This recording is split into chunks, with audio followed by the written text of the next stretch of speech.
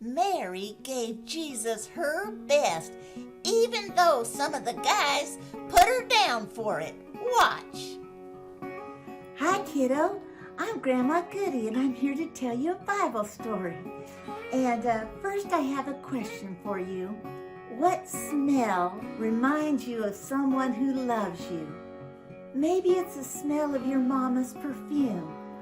Or maybe it's the smell of your grandma baking you an apple pie. Or maybe it's the smell of fresh cut grass because you go out in the garden with your daddy and you cut the grass, and that smell always makes you remember those close times together. Well, you can't smell through this video, but I want to share with you something. You see here, this beautiful perfume? You can't smell it, but I'm going to spray it on me. You know what that smell is? That's the smell that my stepmother used to wear when she would rock me when I was just a little tiny toddler. And now, to this day, every time I smell that White Shoulders perfume, I feel loved and protected because I remember her smell, her fragrance. And at the center of this story is a beautiful fragrance of perfume. And so let me tell you what's going on, because this is, you gotta know what just happened or this story won't make as much sense. Jesus raised a man named Lazarus from the dead. He had been dead. His two sisters, Mary and Martha, who were close friends of Jesus, they were just brokenhearted. And Jesus showed up, and Lazarus had been dead 4 days, and he got raised from the dead, and now he's alive again in perfect health. And so shortly after that, Jesus' fame was growing because word got out about this amazing miracle. And so Jesus came back to Bethany because they were having a big party in his honor. They were having a dinner party. And of course, Martha, she was cooking and she was happy and she was serving people food and she's running all around and all the people came together. They were celebrating Jesus in his honor, but also Lazarus was there and he was alive. That had to be the best party. Oh, I would have given anything to be able to be at that party because that would have been wonderful. So that's the setting. They're all coming together for a party. And it was Jesus and it was his 12 disciples, and we don't know exactly who else. Lately, he's been telling his disciples and his friends, I am going to go to Jerusalem, and I'm going to be arrested by the chief priests, and I'm going to be crucified, I'm going to die and be buried, and on the third day, I will rise again.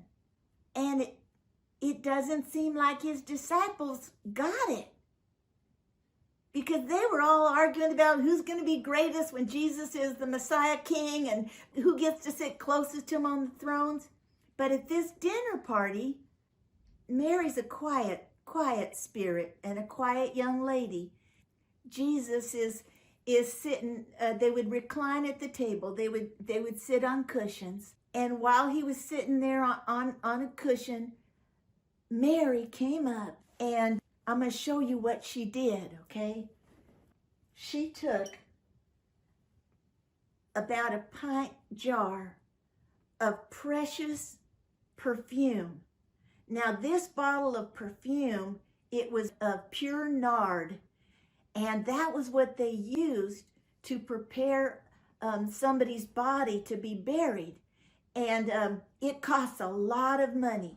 It cost as much money as someone would work for a whole year. So this might have been the most precious possession that she owned. Maybe she had it left over from her brother's preparation for the burial because they had just buried him a few weeks before. And so I don't know why she had it, but she took this perfume and it was sealed tight.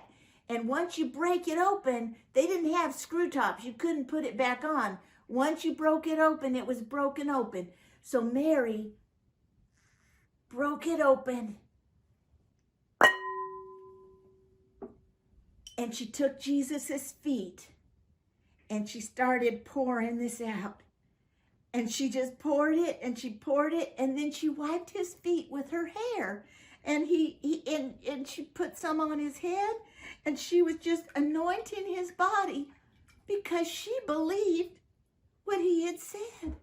Now, when that was poured out, every drop of it, she gave him every drop of the best thing that she had. Now, a beautiful fragrance filled the whole room, and everybody was looking at her. She was taking care of Jesus.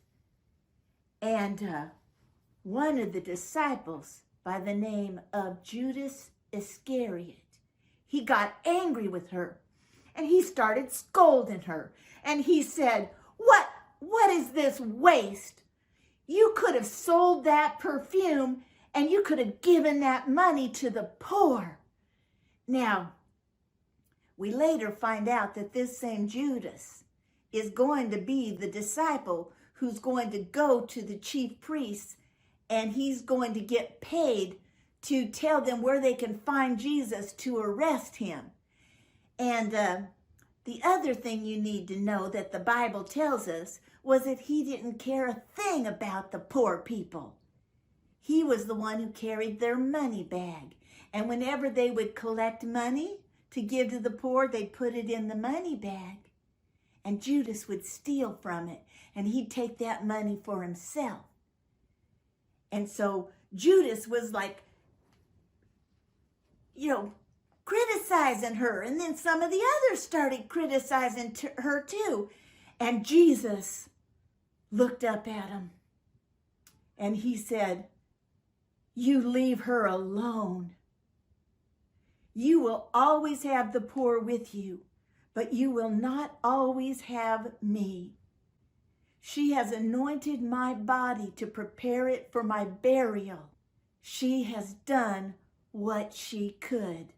And I just love that Jesus said of Mary, "Leave her alone. She has done what she could." And then he said, "Everywhere the good news about me is preached in the whole world, this story about what she has done to me will be told in the whole world too. It'll be famous." So all of the people in all of the surrounding areas came flocking to see Jesus, and they wanted to see Lazarus too. Everybody was coming, and the chief priests were getting more and more angry, and they had another meeting. And in that meeting, they made up their minds that they were definitely going to find a way to kill Jesus. But now they decided, we're going to have to kill Lazarus too. Well, I just think that's so funny, because Jesus had just raised him from the dead again. But anyway, I guess they didn't think of that, and that was just my own thought. That's not in the actual Bible. That was just me, what I was thinking. But I want you to go read the real story in the Holy Bible. So let me show you where that is. It's in the New Testament, and it's in the book of John, and it's in chapter 12, verses 1 through 11. And if you're using the secret code, it's JOH, the first three letters, the number 12, and the 2 dots, and then 1 through 11. Now this story, things start a-rolling, and one story connects to the next and connects to the next, all the way through up to the big finale that we celebrate at Easter. And so I want to encourage you, kiddo, watch all the stories that are in this series. I call them Grandma Goodie's Easter basket. But watch all of them together, because they all go together, okay? And now I want you to remember, kiddo, Grandma Goodie loves you, but God loves you more.